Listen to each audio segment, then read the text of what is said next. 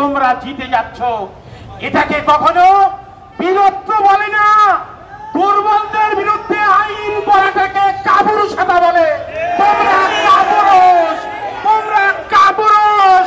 মনে রাখো, নরেন্দ্র মোদী কাপুরুষ হিসাবে 500 বছরের ইতিহাসে তোমাদের নাম কালো অক্ষরে লেখা থাকবে, ইতিহাস তোমাদের ক্ষমা করবে না। ব্যারিকেড পুলিশের, কিন্তু ভাঙা নয়, সামলানোর দায়িত্ব আমাদের আন্দোলনকারীদের। আমরা পুলিশের ব্যারিকেড কিন্তু ভাঙব না। আপনারা কিছুক্ষণ মিটিং চলবে, আপনারা লড়াই করতে এসেছেন। কালকে রাত 11:30 পর্যন্ত পার্লামেন্টে নরেন্দ্র মোদী সরকার অধিবেশন বসিয়েছে। দেশে যখন যুদ্ধকালীন পরিস্থিতি তৈরি হয়, তখন রাত্রের বেলা পার্লামেন্ট বসিয়ে সিদ্ধান্ত নিতে হয়। একথা নরেন্দ্র মোদীর সরকারের স্বরাষ্ট্রমন্ত্রী অমিত শাহ তিনি ঘোষণা করেননি, কিন্তু তারা বুঝিয়ে দিয়েছেন যে তারা মুসলমানদের বিরুদ্ধে লড়াই করতে চান। তাই রাত 11:30 পর্যন্ত লড়াই করে সাংসদদের ভালো খাবারের ব্যবস্থা করে তারা মুসলমানদের বিরুদ্ধে একটা আইন পাস করিয়েছে।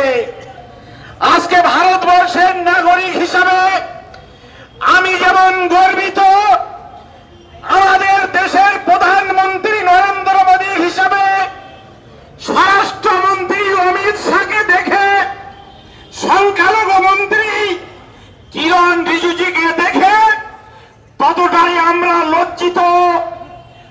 এই কারণে যে ভারতবর্ষ পৃথিবীর মধ্যে বৃহত্তর গণতান্ত্রিক দেশ, সেই দেশের পার্লামেন্টে দাঁড়িয়ে সেই দেশের স্বরাষ্ট্রমন্ত্রী মসজিদ মাদ্রাসা নিয়ে, ওয়াকফ সম্পত্তি নিয়ে তারা মিথ্যাচার করছে, মিথ্যার বেসাতি করছে। তারা দেশের যে ধর্মনিরপেক্ষ সংবিধান, সেই ধর্মনিরপেক্ষ সংবিধানকে বুড়ো আঙুল দেখিয়েছে। দেশের সংখ্যালঘু মন্ত্রী কিরণ রিজিজু তিনি ক্ষমতার দাম্ভিকতা দেখিয়ে সকাল পার্লামেন্ট শুরু হওয়ার পর থেকে পার্লামেন্টের শেষ পর্যন্ত তিনি ইসলামের বিরুদ্ধে, মুসলমানদের বিরুদ্ধে এবং তিনি মসজিদ মাদ্রাসা ওয়াকফ সম্পত্তির বিরুদ্ধে মিথ্যা বক্তব্য আইনসভার মধ্যে দাঁড়িয়ে রেখে চলেছেন। আমরা কিরণ রিজিজুকে জিজ্ঞাসা করতে চাই, আমার পাঞ্জাবের এক সাংসদ ভাই তিনি বলিষ্ঠভাবে বলেছেন যে हम लोग मुसलमान के कब्रिस्तान के लिए हम लोग जमी दान करेंगे, क्यों हुकूमत से हमको परमिशन लेने होगा। আমি তো মন্দিরের জন্য জমি দান করলে সরকারের অনুমতি নিতে হয় না, আমি গুরুদুয়ারের জন্য জমি দান করলে সরকারের অনুমতি নেওয়ার দরকার নেই, হিন্দু কবরস্থানের জন্য জমি দান করলে সরকারের অনুমতি নেওয়ার দরকার নেই। কিন্তু আমি যদি মুসলিম কবরস্থানের জন্য জমি দান করি তাহলে মোদী সরকারের অনুমতি নিতে হবে। আপনারা জানেন, ভারতবর্ষের মুসলমান বলে আমরা সবর আর ধৈর্যের পরিচয় দিয়েছি, তাই আমরা পুলিশের ব্যারিকেড ভাঙিনি। যদি নরেন্দ্র মোদী সরকার মনে করেন যে তিনি পার্লামেন্টকে কাজে লাগিয়ে, সংখ্যাগরিষ্ঠতাকে কাজে লাগিয়ে মুসলমানদের বিরুদ্ধে একের পর এক আইন তৈরি করবেন, জেনে রাখবেন এই ধরনের পুলিশের ব্যারিকেড ভাঙতে কিন্তু সেদিন মুসলমানদের সময় লাগবে না। আপনারা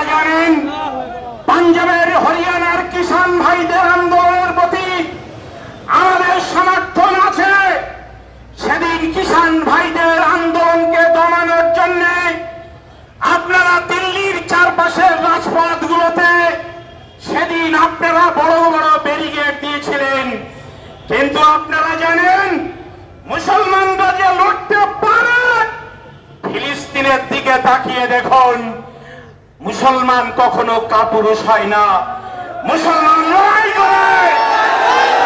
গাজী না হতে পারলে, মুসলমানরা যদি গাজী না হতে পারে, তাহলে মুসলমানরা কিন্তু শহীদ হতে জানে, কিন্তু মুসলমানরা আত্মসমর্পণ করতে জানে না।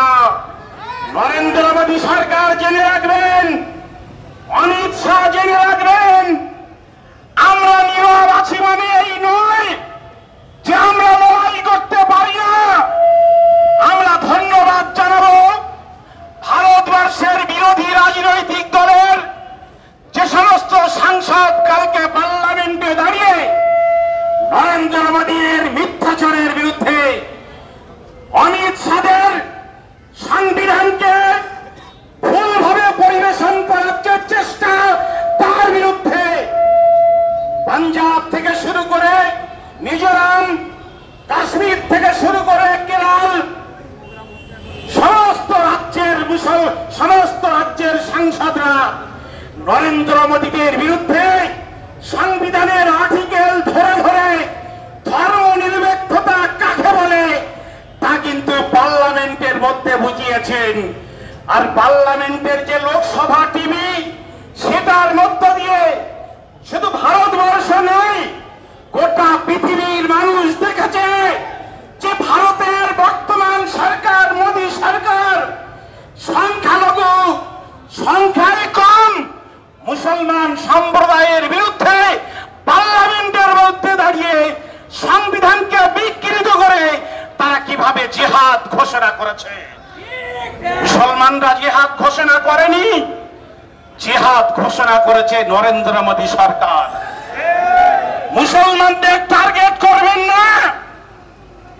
যখন এই দেশ স্বাধীন করতে হয়েছিল, তখন আরএসএস আর বিজেপি, হিন্দু মহাসভার নেতারা, অটল বিহারী বাজপেয়ী থেকে শুরু করে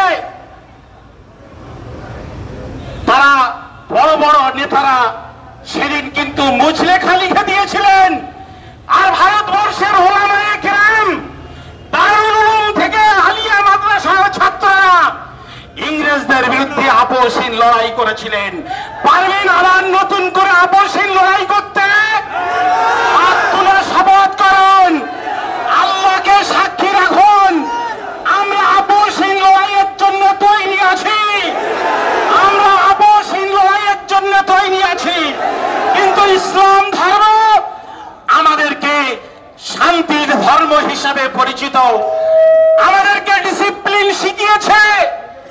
তাই কাবা শরীফের চতুর্পাশে যখন 50 লক্ষ মানুষ নামাজ পড়ে, সেখানে ডিসিপ্লিনের কোনো অভাব হয় না। এটা মেলা নয়, এটা মহা সম্মেলন। আরাফাতের ময়দানে গিয়ে যারা ডিসিপ্লিন শেখে, তারা কিন্তু ডিসিপ্লিন রাখতেও জানে। আর যদি নরেন্দ্র মোদীদের মতন এমন শয়তানদের সামনে পড়ে, তাহলে ডিসিপ্লিন ভেঙে লড়াইটাও কিন্তু মুসলমানরা করতে জানে। ভাই আমার, আমি অত্যন্ত দুঃখিত, আমি ব্যথিত, আমি ভারাক্রান্ত। কাল সারাদিন লোকসভা টিভির সামনে বসেছিলাম, বিজেপির মূর্খ সাংসদ তারা যেভাবে সংবিধানের অপব্যাখ্যা করে হিন্দুত্বের জিগির তুলছিলেন, তাতে আমার লজ্জায় মাথা নত হয়ে যাচ্ছিল। যারা সাংসদ হওয়ার আগে চা বিক্রি করেছে, কিন্তু সাংসদ হওয়ার পরেও বাবা সাহেব আম্বেদকরের তৈরি করা পবিত্র সংবিধানটা একবার পড়ে দেখেনি। তাই সংবিধান বিরোধী বক্তব্য গায়ের জোর দেখিয়ে সংখ্যালঘুদের বিরুদ্ধে পার্লামেন্টের মধ্যে দাঁড়িয়ে, পুলিশি ঘেরাটোপের মধ্যে দাঁড়িয়ে তারা পার্লামেন্টের মধ্যে মুসলমানদের বিরুদ্ধে জিহাদ ঘোষণা করলেন। ইতিহাস আপনাদের ক্ষমা করবে না, ইতিহাস এই কাপুরুষ মোদী সরকারদের ক্ষমা করবে না। একজন দুর্বল মানুষ আসে, তখন আমরা দাঁড়িয়ে গিয়ে বাসে বা ট্রেনে ওই দুর্বল মানুষটাকে চেয়ারে বসতে দেই। এটা মানবিকতা? তোমরা পার্লামেন্টে ভোট করছো, তোমরা সংখ্যার বলে মুসলমানদের ওয়াকফ সম্পত্তি কেড়ে নেওয়ার জন্য সেই ভোটাভুটিতে তোমরা জিতে যাচ্ছ। এটাকে কখনো বীরত্ব বলে না। দুর্বলদের বিরুদ্ধে আইন করাটাকে কাপুরুষতা বলে। তোমরা কাপুরুষ, তোমরা কাপুরুষ। মনে রাখো, নরেন্দ্র মোদী কাপুরুষ হিসাবে 500 বছরের ইতিহাসে তোমাদের নাম কালো অক্ষরে লেখা থাকবে, ইতিহাস তোমাদের ক্ষমা করবে না। ভাই আমার, অনেক বলার আলোচনা আছে, কিন্তু আপনাদের দাঁড়িয়ে থাকতে হবে। মনে করুন এটা লড়াইয়ের ময়দান। মনে করুন নিচে পিছনের দিকে দাঁড়াবেন না বাচ্চা ছেলেগুলো, সবাই উঠে দাঁড়িয়ে থাকুন। মনে করুন যে এটা লড়াইয়ের ময়দান। আমরা দেশবাসীকে একটা মেসেজ দিতে এসেছি। আজকে ফিলিস্তিনের নিরীহ ভাই বাচ্চা শিশুগুলো যখন লড়াই করছে, তারা নীরবে হাসি মুখে শাহাদাত বরণ করছে, কিন্তু পৃথিবীর কাপুরুষত শক্তি যারা আদর্শ দিয়ে নয়, যারা অস্ত্র দিয়ে শিশুদেরকে হত্যা করছে, তাদের বিরুদ্ধে কিন্তু ফিলিস্তিনের শিশুগুলো তারা কিন্তু পরাজয় স্বীকার করছে না। আমরা তাদের পাশে আছি। ভারতবর্ষের পররাষ্ট্র নীতি এই মজলুম মানুষগুলোর পক্ষে সাথ দিয়েছে, তাই আমরা ফিলিস্তিনের মজলুম মানুষের পাশে আছি। আমেরিকান সেন্টারের অদূরে দাঁড়িয়ে আমরা আজকে পরিষ্কার জানিয়ে দিতে চাই যে আমরা অবশ্যই ফিলিস্তিনের পক্ষে।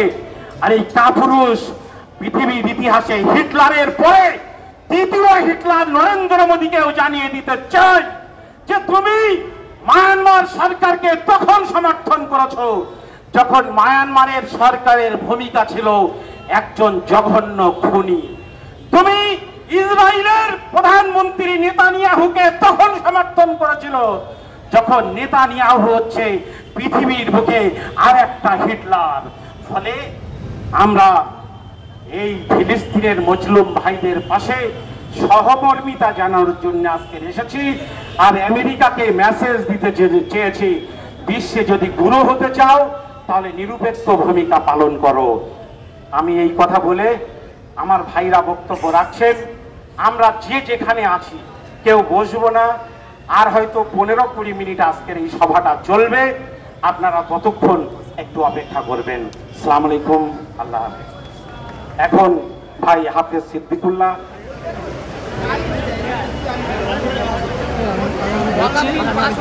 তারপরেও আপনারা আন্দোলন করছেন। পাস হয়েছে মসজিদ, মাদ্রাসা, কবরস্থান দখল করার জন্য সংখ্যাগরিষ্ঠতা দিয়ে দুর্বল সংখ্যালঘুদের বিরুদ্ধে আইন পাস করেছে। বিশ্ব দেখেছে মোদী সরকারের এই কাপুরুষোচিত আইন তৈরি করার প্রক্রিয়া। কিন্তু আমাদের তো রাস্তায় নেমে আন্দোলন অধিকার এখনো কেড়ে নিতে পারেনি।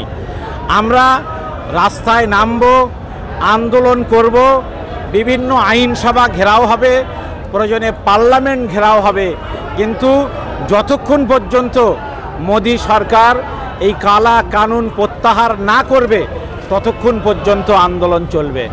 আমরা দেখেছি, গোটা বিশ্ব দেখেছে যে কিভাবে ভারত সরকারের গুরুত্বপূর্ণ মন্ত্রী তারা মসজিদ, মাদ্রাসা, ওয়াকফ, কবরস্থানের জায়গা নিয়ে তারা মিথ্যাচার করেছে। পার্লামেন্টে দাঁড়িয়ে ভারতবর্ষের ধর্মনিরপেক্ষ সংবিধানকে বিকৃতভাবে পরিবেশন করেছে।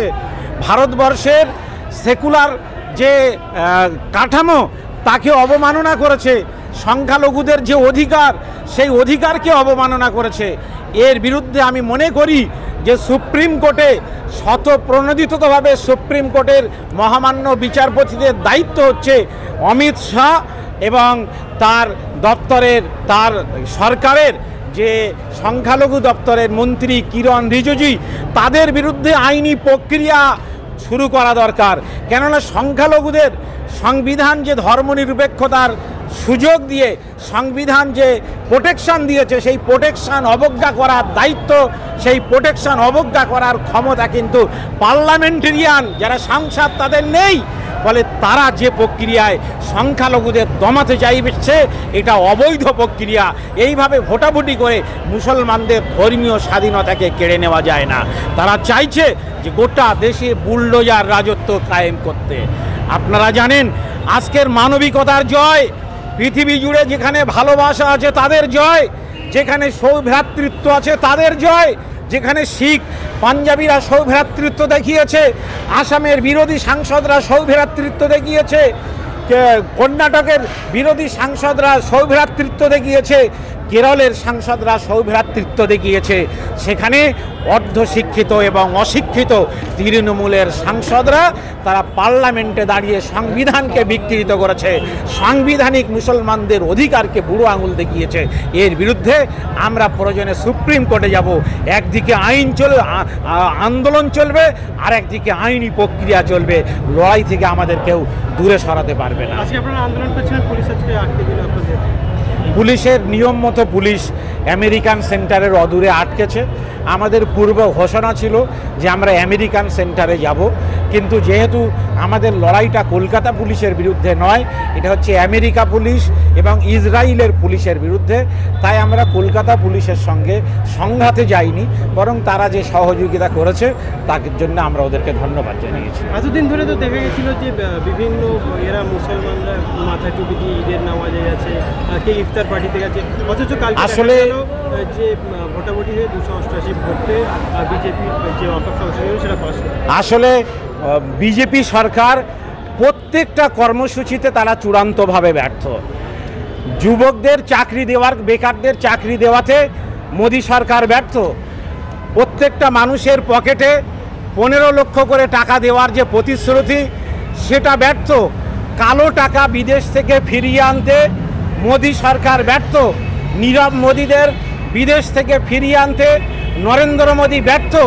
তারা সফল একটা ক্ষেত্রে, কেবলমাত্র সাম্প্রদায়িকতার বিভাজন তৈরি করে দিল্লির মসনদ দখল করতে।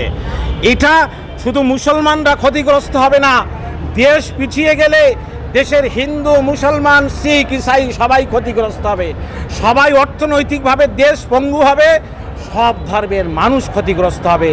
আমরা যারা দেশ স্বাধীন করেছিলাম, আমাদের পূর্বপুরুষ যারা এই দেশকে স্বাধীন করেছিল, তাই আজকে তারা চাইছে যে এই দেশ সঠিকভাবে এগিয়ে নিয়ে যাওয়ার জন্যে মোদিদের মতো অপদার্থ, সাম্প্রদায়িক, নাফরাত সৃষ্টিকারী, ঘৃণার পরিবেশ তৈরিকারী এদেরকে অবিলম্বে নির্বাসনে পাঠানো হোক। অল ইন্ডিয়া মুসলিম পার্সোনাল ল বোর্ডের ভূমিকা কি আছে?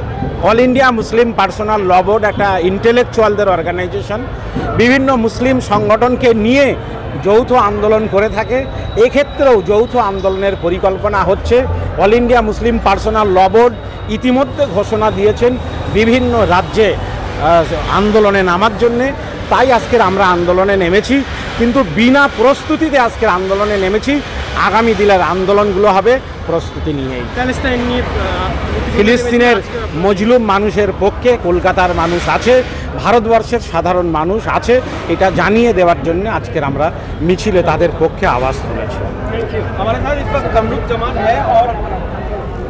हमारे साथ इस वक्त कमरुख जमान है और वेस्ट बंगाल युवा फाउंडेशन से आपकी प्रोटेस्ट कर रहे हैं। क्या पूरा देशवासी देखा है इंडिया